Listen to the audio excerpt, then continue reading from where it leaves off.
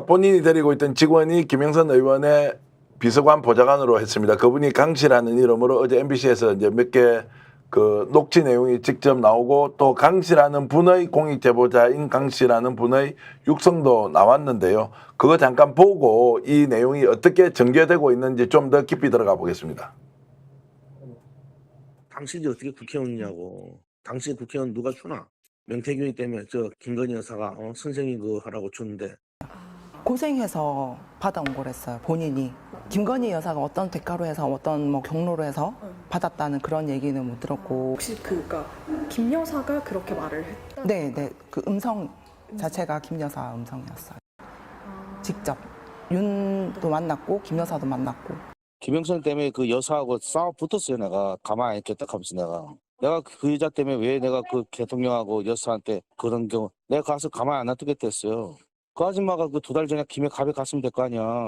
공천 안 준다고 그렇게 얘기를 해도. 근데 도망쳐 나왔어요. 숨어 산다고. 김영선 때문에. 대통령 여사가 가만 안 놔두겠다 했는데 내가 다 물어버리겠다고. 내가 이렇게 살아야 돼요? 김영을 당선시켰고 김영선을 당선 이제 공천을 딱 받아오고 나니까 주위 사람들한테 나 이런 사람이야. 어떤 녹음이라든지 텔레그램을 보여주면서 나는 이 위치에 있는 사람들하고 소통하고 있어. 강 씨가 아무리 다른 마음을 먹었다 하더라도 듣지 않은 이야기를 저렇게 소설처럼 자연스럽게 할 수는 없다. 노인 변호사. 그렇게 봐야 되는 게 맞죠? 그렇죠. 왜냐하면 그분이 그렇게 해서 얻어지는 이득이 뭐가 있겠어요. 현실적으로 본인이 지금 그 명태균 씨 말에 의하면 그 강모 씨라는 분은 고소도 당한다는 거예요. 횡령 같은 네. 걸 했기 때문에. 그러면 그런 위치에 있는 사람이 오히려 자기의 얼굴과 실명을 공개하면서 국회에 나가가지고 얘기를 한다. 여러분이 만약에 그 강 씨라고 한다면 정말 그런 궁박한 처지에 있으면 그런 식으로 할 수 있겠습니까? 절대 못하죠. 게다가 그렇게 해서 얻어지는 게 뭐가 있겠어요, 이분이. 본인이 지금 공익제보자로 뭐 무슨 보호를 받는 것도 아니고 그렇게 하면 무슨 돈이 생기는 것도 아니고 명예가 생기는 것도 아니고 오히려 이 정권에서 위험성만 더 커지는 건데 저는 그래서 강 씨 같은 경우에는 지금 한 말이 그분에게 하나도 이득이 되는 게 아닌데도 불구하고 정의를 위해서 본인이 진실을 말하는 거라고 생각하고요. 오히려 명태균 씨 자기 지금 배고프단 말을 계속했거든요. 자기 지금 너무 힘들다 배고프다 이런 말을 여러 번 했는데 그 말의 뜻이 무엇인지 여러분이 한번 잘 생각해 보세요. 제가 지금 말 안 해도 여러분 다 무슨 말인지 알아들을 것 같아요. 자, 그런 부분도 그리고 강 씨는 지금 혼자 자기 주장을 한 게 아니라 명태균 씨의 목소리를 우리에게 들려줬잖아요. 네. 그럼요. 그러니까 이거는 김건희 국정농단 사건의 핵심 열쇠가 되거든요. 네. 그러니까 정직하게 밝혀야 된다는 거고요. 우리가 지금 명태균의 입만 바라보고 있을 수는 없습니다. 그렇게 되면 본질과 비본질이 섞여버리고요. 비본질이 본질을 덮어버립니다. 목사님 케이스이기 때문에 그냥 조금 말씀하시고 말았지만 아니 나 처벌받겠다. 기소해라. 난 이런 범죄를 저질렀다라고 고백하고 이야기하시잖아요. 뭐 취재 기법이 마음에 안 들 수는 있지만 난 이런 목표였고 그러니까 이분은 어떤 죄송합니다. 바로 앞에서 시종 같아요. 에? 일관돼요. 그러니까 다른 사람도 예를 들어서 언론 뭐 서울의 소리든 우리 스픽스든 따라갈 수도 있고 그렇거든요. 그런데 명태균 씨는 갑자기 오늘 밤에는 어떤 입장이 될 건지 모르겠어요. 그러니까 자기 이익만 있는 건데 자 나라꼴을 이렇게 만드는데 일조한 사람이라면 지금이라도 정신 차려야 됩니다. 제가 이제 좀 기계적 균형을 좀 갖추기 위해서 여러분들께 비판을 받더라도 당사자인 명태균 씨는 강 씨의 주장을 전면 부인하고 있고 그것을 자기 논리대로는 설명하고 있습니다. 여기에 대해서 저는 판단을 좀 더 유보해 놓고 구체적인 증거가 나오길 바라는데 그것의 첫 번째는 김건희 여사의 육성이 어찌됐든 총선 과정에서 개입됐다는 것을 좀 보고 싶다. 언론사가 가지고 있던 강 씨가 가지고 있던 제3자가 가지고 있던 이것이 국정농단의 스모킹건이 될 것인데 여전히 이것은 보이지 않는다 이런 것이고요. MBC나 뉴스공장 뭐 심지어 저희들에 대해서도 취재의 방식, 내용 자신이 설명한 것을 필요한 것만 잘라서 쓰니까 내가 사기꾼이나 살인자처럼 되는데 전체적인 맥락을 다 들어봐라. 이러면서 저희들은 아예 가감없이 그대로 한번 담았으니까 여러분 들어보시면 아 이런 내용이구나 라고 판단하게끔 정말 억지로 말씀드리겠습니다. 기계적 균형을 좀 맞춰서 내놓는 것이니 한번 우리가 판단해보자는 것이고요. 그리고 어떤 사람이 1시간 반쯤 이야기하면 아무리 말을 잘하는 사람도 의도하지 않게 진실에 접근하는 경우가 있어요. 네. 또는 진실이 뭔지 일단을 보여주게 되는데 지금 스포가 될까봐 노 변호사님 말씀을 안 하시는데 중요한 걸 몇 개 건졌다고 그랬거든요. 네, 건졌어요. 진짜. 그건 되게 중요한 지금 겁니다. 우상민 님이 이 말이 제일 정확한 것 같아요. 명태균 씨는 이런 사람이다. 뭐다? 모나미 펜 얼마입니까? 라고 물어보면 명태균 씨의 답은 모나미 펜은요. 모나미라는 회사에서 만들었고요. 다른 펜보다는 가격이 싸고요. 잉크는 최고급을 썼고요. 어쩌고 저쩌고 이렇게 말할 겁니다. 아니 그래서 노영이가 아니 그래서 얼마냐고요? 또 다시 물어보면 결국 또 딴소리하면서 답을 안 할 겁니다. 이게 오늘 사실 인터뷰 모나미는 프랑스어예요. 그러니까 목남인데 원칙적으로는 그렇게 아니 너무 정확히 보셨어요. 이제 이분이. 그런 말씀 보면 김건희 여사 윤석열 대통령과 특별한 관계에 있었다는 거 부인하지 않고 있고요. 또 7개의 파도가 오는데 그중에 3개 정도는 지났고 4개, 5개, 6개는 예상할 수 있는데 마지막 파도 하나는 자신도 가지고 있다라는 것처럼 저희들 인터뷰 말미에 얘기를 합니다. 그래서 우리를 만나는 이유 그리고 일정하게 정보를 공유하는 것 이런 것 저런 것 다 설명합니다. 그리고 용산 대통령실과는 관계가 지금 현재는 없다. 그러나 공직기관 비서관실에서 사람이 나온 것은 맞다. 이번 인터뷰에는 없지만 제가 지난번에 3시간 반 동안 인터뷰한 내용에는 담겨 있는데 오늘 그것도 공개할까요? 라고 하니까 그거는 좀 공개를 하지 않았으면 좋겠다고 해서 일단 취재원 보호 차원에서 오늘 서로 확인된 것만 1시간 20분짜리 여러분들께 공개를 해드리는 거고요. 자, 본인이 윤석열 대통령 부부와 깊은 관계에 있었다는 것을 설명하는 아크로비스타 선물 발언 뉴스공장에서 오늘 아침에 보도했는데 잠깐 들어보시겠습니다. 선거 전략가로 알려진 명 씨는 대선에서 윤석열 대통령을 도와 당선되면 김건희 여사가 보답을 약속했다는 취지로 말했습니다. 뭘 주면 돼요? 아크로비스타 주스. 그 여사가 정말 대단한 거예요. 우리가 뭘 해도 돼요? 아크로비스타 주스. 노 변호사 오늘 인터뷰 내내 이제 김건희 여사와 특별한 관계에 대해서 계속 질문을 했는데도 그 부분에 대해서는 김건희 여사가 총선 과정에 개입한 게 없다라고 이제 얘기를 했어. 그러면 우리가 뭘 하고 있는 거지? 그걸 물어보고 싶었는데 결국 그것까지는 미치지 못했습니다. 그러니까 본인이 대선 때까지는 되게 친했다는 걸 계속 강조를 하고 있고 그렇지만 총선에는 개입하지 않은 것처럼 얘기를 해요. 2022년 보궐선거에서는 또 그럼에도 불구하고 본인의 영향력이 엄청났다는 걸 얘기하고 그러니까 말이 사실 좀 앞뒤가 안 맞는 부분이 확실히 있어요. 그런데 결론적으로 본인이 검찰 조사를 받고 있다는 것에 대해서 엄청 신경을 많이 쓰고 있고요. 그것 때문에 어떻게 될지 모른다라고 하는 좀 걱정도 하면서 대신에 내가 그걸 막기 위한 나만의 비장의 카드를 가지고 있다. 그리고 당신들이 나에게 새로운 접근법을 사용해서 한다면 나도 역시 당신들에게 뭔가 좀 도움을 줄 수 있다. 이런 얘기를 계속해서 이제 했지요. 그런 것들을 보게 되면 현실적으로 이 사람이 지금 처해 있는 상황이 어떤지 우리가 분명히 알 수가 있고요. 이제 더 중요한 거는 대통령실이나 용산에서 이 명태균이라고 하는 사람의 성격을 알아가지고 아마도 지금 걱정을 하나도 안 하고 있는 것 같은데 제가 보기엔 오히려 그것이 더 함정일 수도 있겠다. 오히려 이게 지금 강하게 이런 상황이 좀 지속이 되다 보면 본인 스스로가 못 견디고 터트려버릴 수도 있다. 이런 생각이 제가 좀 솔직히 했습니다. 자, 그래서 저는 이제 구속영장을 청구한다거나 실제로 인신구속이 이루어지기 전에 뭔가 큰 것이 나올 수 있는데 자, 제가 질문을 이렇게 했죠.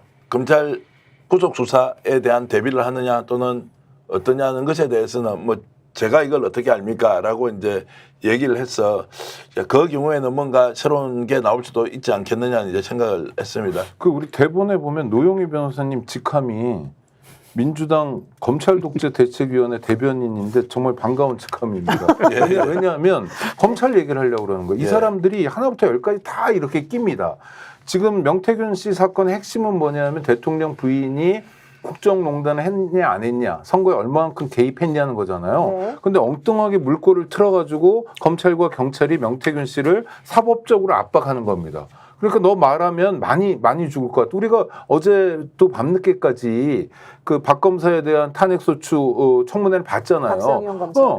그 저는 이화영 씨를 이렇게 보면서 느껴지는 게 저분이 만약 검찰에서 원하는 대로 해줬으면 벌써 석방돼가지고 쌍방울 사옥 옥상에서 맛있는 것도 먹고 뭐 연어든 뭐든 양주도 마시고 이러고 다닐 텐데 그거 안 해가지고 2년째 이러고 있는데 그러니까 완전히 지금 모든 사안을 틀어버리는 정말 최대 암적 존재가 검찰이라는 것을 이 사건도 저 사건도 우리가 말하는 거에 다 공통점이에요. 근데 노 변호사님이 검찰 독재 대책위 대변인 기대하겠습니다. 활약을. 이번에 너무 반가워. 명품백과 관련된 사건이 터지기 전까지 최 목사님은 실제 대한민국 검찰이 이런 정도의 흉폭한 조직이었다라고 생각은 해보셨나요? 전혀 못했죠. 전혀 못했다. 예, 저는 뭐 미국에서 오고 한국에서 오고 지금까지 경찰서 한 번도 가본 적이 없어요. 정말 국가보안법 조사 받을 때 외에는.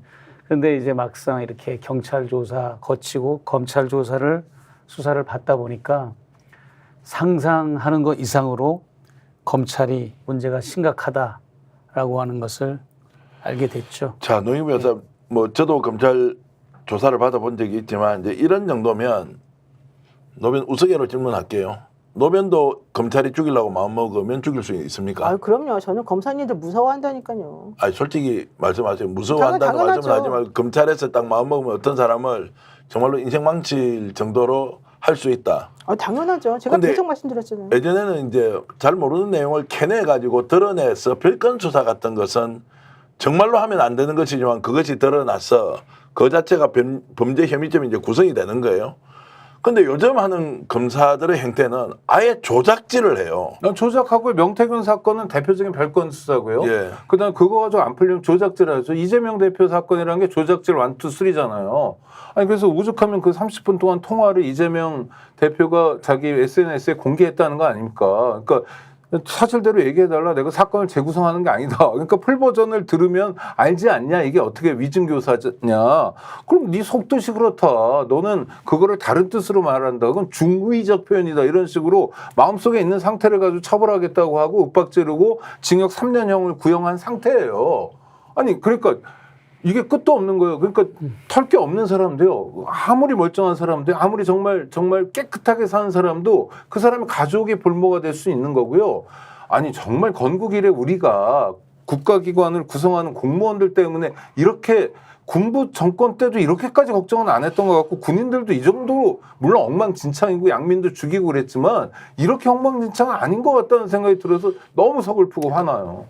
그러니까 옛날에는 검사들이 그래도 자기 자신에 대한 자존감이 좀 있었던 것 같아요. 그래서 실질적으로 내가 공익의 대변자로서 어쨌든 내가 검사니까 실질적으로 증거와 이런 걸 다 따져봐가지고 좀 해봐야지 이런 생각을 했던 것 같은데 그리고 어디서 이렇게 짜집게 하고 조작하고 그 옛날에도 물론 있었겠죠. 하지만 그걸 이렇게 노골적으로 하면서 그런 것에 대해서 아무리 지적을 해도 뻔뻔하게 부끄러움도 모르고 내가 뭘 잘못했지? 이런 식으로 행동하지는 않았었거든요. 예수님도 대한민국 검찰에 걸려들면 당신은 왜 물로 포도주를 사기쳤어? 네, 그렇죠. 당신은 왜 물고기 2마리하고 고기 보리떡 5개 하고 왜 그 사기쳐가지고 수천 명을 먹였어? 뭐 이렇게 될 것 같아요. 그러니까요. 그거 이상입니다. 그러니까 옛날에 검찰은 그래도 자존심이 있었다는 거예요. 제가 하고 싶은 말은. 근데 지금은 그런 게 없어요. 그러니까 별건 수사도 이것은 관행상 잘못된 것이고 인권 침해의 소지가 매우 높다. 문제트리식 수사 이런 것은 정말로 잘못됐다라고 해서 이거 개선해야 된다고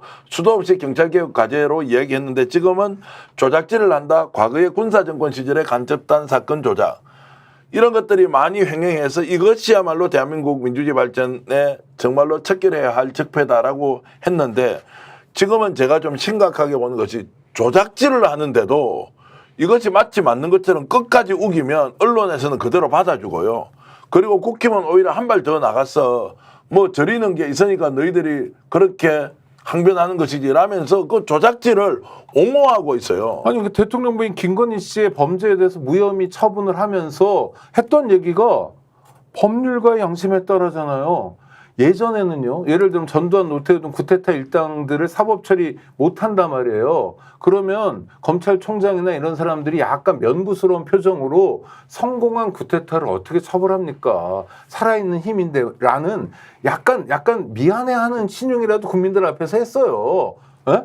그리고 또 그런 얘기도 했어요. 실제로 사석에서나 많은 경우에 우리는 그냥 물라면 무는 개다. 물지 말라면 물지 말고 이렇다. 그런데 김영삼 대통령이 어느 날 물라고 그러니까 이제부터 문다. 뭐 이런 식으로 자주 섞인 이야기도 했는데 지금은 그런 걸 보고 염치라고 하잖아요. 염치도 없어졌어요. 제가 어제 그 경기도 여주지청에 소환을 당해서 갔는데 처음에는 2건 송치로 알고 갔는데 6건이 송치된. 와. 가서 보니까 가서 알았습니다. 우리 변호인도 이 조회해도 모르고 저도 인지를 못해서 가서 보니까 6건이 송치가 됐는데 5건은 여주지청에 송치가 됐고 1건은 수원지검에 송치가 됐더라고요. 그게 뭐냐면 이 디올백 사건의 당사자인 저를 어떤 보복을 하거나 저를 이제 힘들게 탄압할 방법은 없다 보니까 디올백 가지고는 안 되니까 이제 선거법이나 명예훼손 같은 걸로 이제 저를 별건 수사로 인지 수사를 해가지고 제가 이제 뭐 유세차에 올라가서 좀 몇 번 발언한 거, 몇 분 정도 발언을 2차례 한 거, 그다음에 강연했던 내용 가지고 이렇게 5건을 만든 겁니다. 그리고 한 건은 뭐 이철규 의원 명예훼손건으로 해가지고 이제 기소가 될 것 같다. 우리 변호사가 이제 재판 받아야 될 것 같다. 이렇게 얘기를 하는데 이 정도로 검찰이 그래서 내가 그랬습니다. 그 포토라인에서 어제도 개천절인데도 그 열심을 가지고 쉬는 날인데도 나와서 저를 수사를 했잖아요. 검사들이 나와가지고 그 열심이면 왜 대통령과 배우자는 관건선거 선거중립법 위반을 하고 그렇게 총선 개입을 하고 정당 정치 개입을 한 사건이 정황이 이렇게 드러났고 확실한 건도 있고 윤석열 대통령은 27일에 되는 민생 토론을 해가지고 거의 그 민생 토론을 주최하는 비용만 20억을 썼어요. 그러면서 많은 그런 선거중립법 위반한 그런 공직선거법 위반을 했음에도 불구하고 수사를 하지도 않고 공수처에 고발을 했는데 공수처는 검찰로 검찰은 마포수사대로 이렇게 이첩을 하면서 손을 놓고 있거든요. 그런데도 최재형 목사는 잽싸게 공소시효가 되기 전에 요 총선 공소시효가 되기 전에 선거법 그거 하기 전에 하려고 그냥 저를 그냥 계속 소환 연락이 오고 그래서 결국은 이제 시간도 없다 보니까 개천절날 출두를 하게 된 겁니다. 어제. 이런 검찰이라고 하는 것을 내가 국민들께 그러면 대통령과 배우자도 빨리 나하고 똑같은 죄목이면 그분들은 왜 수사를 안 하느냐. 저는 이제 법 앞에 평등하니까 그렇게 부리질 수밖에 없었던 거죠, 어제. 아니, 그러니까 구독자 여러분, 지금 목사님 말씀하신 것에서 저는 굉장히 어처구니 없는 거는 이런 거예요. 이제 기본적으로 피의자, 피고인의 위치에 있더라도 자기를 방어할 수 있어야 되거든요. 헌법이 보장한 기본권입니다. 그런데 목사님이 지금 입건된 게 2건인지 6건인지도 모른다는 거. 변호인도 모르고요. 원래는 무기 대등의 원칙이라 저기 작대기면 나도 작대기 이래야 되는데 이런 형사소송의 기본적인 원칙조차도 우리는 아랑곳하지 않아. 우리는 그냥 대통령 부부를 괴롭힌 사람을 어떻게 다루는지를 보여주겠어. 바로 그겁니다. 예. 밖에 없는 거예요. 아니 이게 국가입니까? 경찰한테 떠넘기더라고. 그건 경찰이 나한테 우편물로 고지해야 되는데 경찰이 안 했다고 그렇게 떠넘기더라고. 그러니까 정말 나쁘다 검사들. 정말 저질해요. 그러지 마세요. 그러니까 지금 저희들이 이제 표현을 나쁘다, 저질이다, 기대에 미치지 못한다 이런 방식으로 표현하는 것이 맞느냐? 아니면 검찰이라는 조직이 실제로 국가 권력을 무기로 국민들에게 폭력배처럼 행사하고 있느냐 이런 거 제대로 따져 물어야 하고요. 제가 보수 성향의 국민 여러분, 시청자 여러분 여쭤보겠습니다. 이런 검찰 계속 그냥 우리가 믿고 따라가도 되겠습니까? 정치적 반대자가 검찰에 대해서 비판하고 정말로 욕하는 게 아니라 이런 검찰이 누구는 끝까지 봐주고 누구는 끝까지 죽이는 방식의 이 검찰의 행위를 우리가 어떻게 용인하고 가느냐 좀 대답 한번 해보십시오. 정말로 극우 언론인이든 극우주의 사상으로 무장한 사람이라도 지금 검찰 수사하는 거 전혀 문제없다라고 국민 앞에 당당하게 얘기하는 사람이라도 있었으면 좋겠습니다. 그렇게 하지 않고 어떻게 하느냐. 이재명 원래 깜빡이 갈 놈이야. 그거 가는 거 당연하지. 지가 저질러 놓은 일 봐. 감옥 가는 게 당연하지. 이렇게 하면서 검찰의 수사 관행 그 내용에 대해서는 한마디도 비판하지 않고 그 사람의 태도 정치적으로 처해 있는 상황만 가지고 감옥에 쳐넣으면 돼 라는 논리 이상으로 하지 않는 것이 언론이냐 아니면 양심적인 지식인이냐 아니면 보수 성향의 국민이 이렇게 해도 되느냐라고 제가 질문을 던지고 싶은 거죠. 아니, 그러니까 옛날에 함석헌 선생님이 정말 피토하는 심정으로 하셨던 말씀이 생각하는 백성이라야 산다. 그건 그냥 진영 놀리고 생각이 없음의 상태잖아요. 그러니까 문재인, 이재명 그래서 정치적으로 적대시하는 사람들이 왜 감옥에 안 갔냐. 지금 감옥 가는 건데 그 혐의가 뭔지 이런 거 아무것도 중요하지 않고요. 예단만 있는 거예요. 그런데 제가 계속 말씀드리고 싶은 건 지금은 이재명이지만 또 정권 바뀌잖아요. 그러면은 홍준표도 되고 오세훈도 되고 다 돼요. 한동훈도 되고.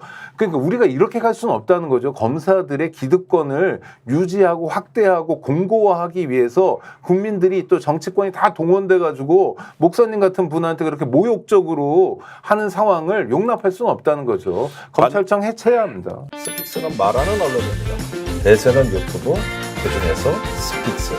좋아요, 댓글, 구독, 알림 설정. 여러분이 저희를 사랑해 주시고 우리가 여러분을 사랑하는 4가지 방법입니다.